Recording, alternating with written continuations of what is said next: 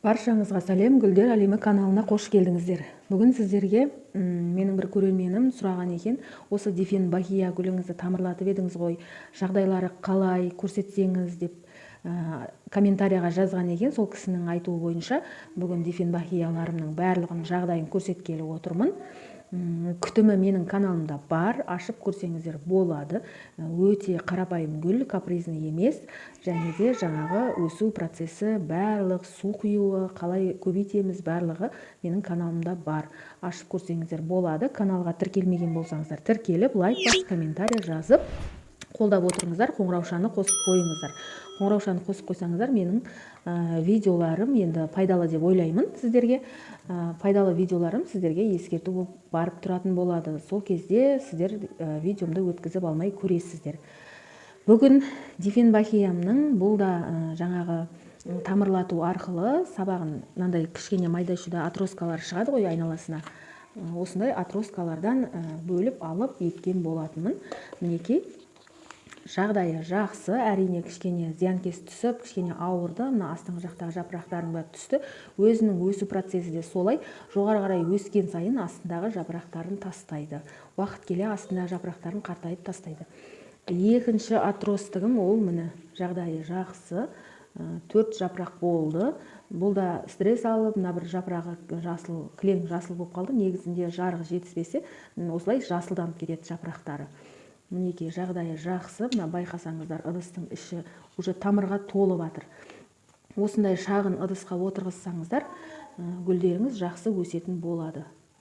Мінекей. Енді мен осы Дифенбахияны кесіп, бұлар енді кішкене неден өскен, отросткадан өскен гүлдер. Енді менің үлкен Дифенбахиям болған, неде? Видеода бар каналда. Осы Дифенбахияның астыңғы жақтағы жапырақтардың бәрі түсіп қалғаннан кейін мен оның жоғарғы жағын кесіп тамырлатқан болатынмын. Міне, енді осы кескен жерім, өш жер, мына жерден де тағы бір почкасы оянып келе жатыр екен. Ал мына жерде қазір 1, 2, 3, 4, 5, 6 отростка өсіп келе жатыр. Мен қазірше бұны ешқандай бөлмеймін. Маған осылай доп-домалақ болып, пышный болып өскені ұнайды.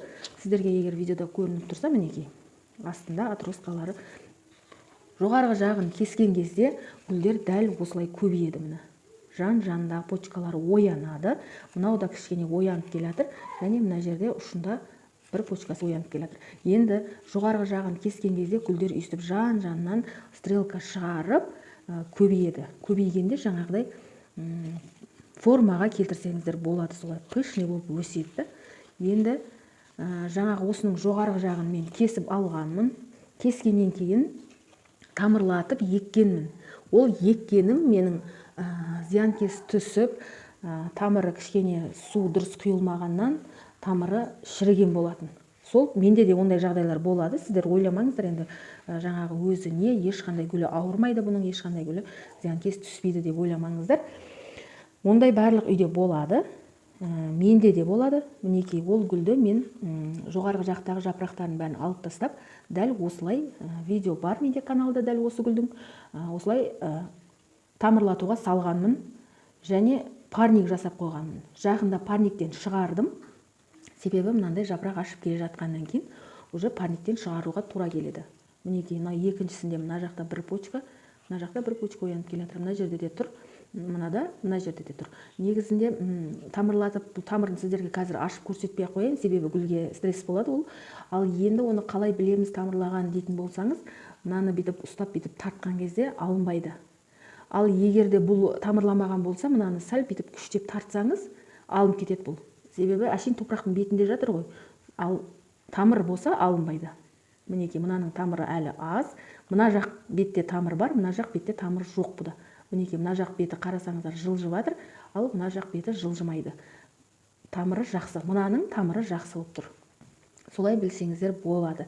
Бұл тамырлағанша ылғал беріп тұрасыздар, парник жасайсыздар, жарық жерге қоясыздар. Парниктің өзі прозрачный ыдыс болу керек. Ыдыс не болмаса пакет. Прозрачный пакетпен парник жасап қоясыздар. Жарық жерде тұру керек, және жылы жерде тұру керек. Сонда 3 аптасына 1 рет, или болмаса 4-5 күнде 1 рет ашып, бұлай топырағын ұстап, ылғалы бар ма, жоқ па тексеріп көрсеңіздер болады. Себебі ылғал болмаса тамыр ашпай қалады. Ылғал болса жақсы тамыр ашады. Мінекей осындай болып тұр қазір менің дифенбахиям. Енді мына жапырақ, алғашқы ашқан жапырағы осындай болады. Ендігі жапырағы кәдімгі мыналардың жапырағы секілді болып ашады деп ойлаймын. Себебі алғашқы кезде осындай болып бірінші жапырақ барлық гүлдерде болады осындай. Кішкене формасы басқаша, бүрісіңкіреп сөйтіп тұрады.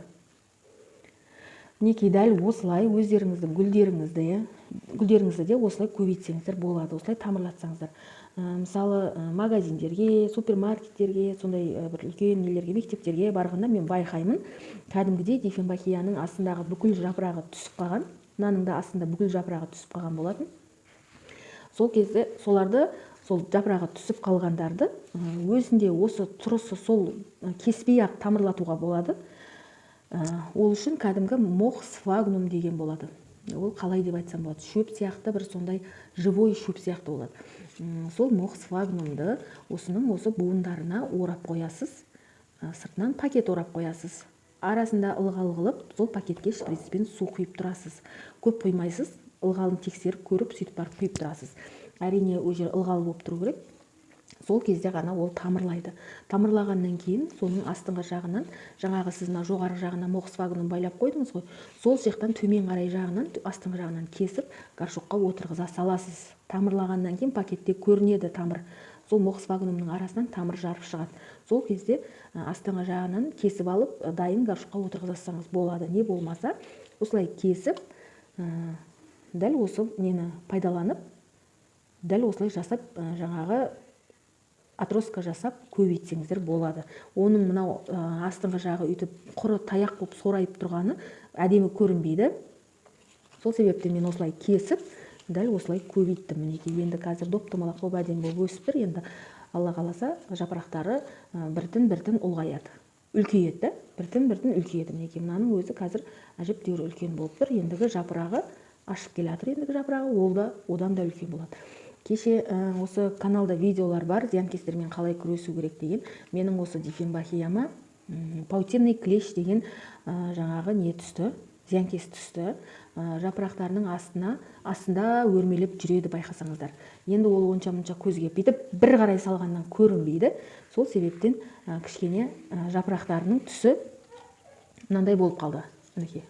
Жапырақтарының түсі осындай болып қалды. Себебі ол паутинный клещ деген өте сондай қауіпті зиянкес, бірден кетпейді. Мынаның жапырақтың бәрін сөлін ішеді. Осыған жақсылап тұрып жаңағы аппақ-аппақ қылып ұрғып тастайды. Сөйтіп бір-екі обработкадан кетпейді. Қайта-қайта обработка жасап, гүлімді кішкене қалыпқа келтірдім. Енді әдемі болып өсіп келе жатыр. Мінекей жылдам жапырақ ашып, бірінен соң бірі жапырақ ашып өсіп келе жатыр. Паутинный клещ жеген кезде жапырағы бүріседі. Осы гүлді мен обработка жасағаным каналда бар, естеріңізде болса, видеоны көрсеңіздер болады. Мына жерде астыңғы жапырақтары бүрісіп, кәдімгідей бұлай оралып қалады. Мінекей ана видео, міне бұлай оралып қалады. Себебі гүлді астына зиянкес пайда болады да жейді. Содан менің астындағы жапырақтарын бәрін алып тастадым мен. Себебі ол уже қалыпқа келмейді ғой, ол жегеннен кейін өзімен өзі сарғайып, жаңа түсіп қалады. Енді үстінен дені сау, жақсы жапырақтар ашып келе жатыр. Мінекей. Дәл осылай өздеріңіздің де дифенбахияларыңызды көбейтіп алсаңыздар болады. Мінекей сіздерге деген жаңағы сұраған ханымға отчет. Мінекей әдемі болып өсіп келе жатыр. Енді осыны кішкене қазір бұны басқа горшокқа ауыстырып алуға, мазалауға болмайды. Әжептәуір өсіп, кішкене қалыпқа келіп, бір 5-6 жапырақ ашқаннан кейін, мықтап топыраққа тамырлап алғаннан кейін, даққа ғана осы ыдыстан алып, үлкендеу ыдысқа перевалка қылып ауыстырып алуға болады. Әзірге тиіспейміз. Әрине бір горшокта бір дифенбахия ғана тұрса, өзі жалғыз өзі тұрса, ол жаңағы қалай десем болады.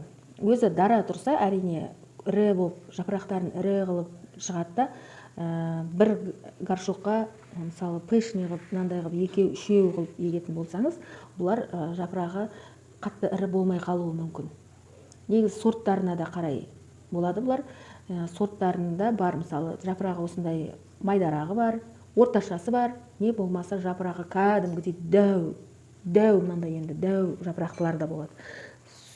Сол сорттарына қарай өседі. Енді бір горшокта дара осылай тұратын болса, осылай бір өзі тұратын болса, өсе келе мынау сабақтары жуандап, жапырақтары үлкен болып өседі. Негізі меніңкі сорты жапырағы үлкен, енді дәу болатын жапырақтары.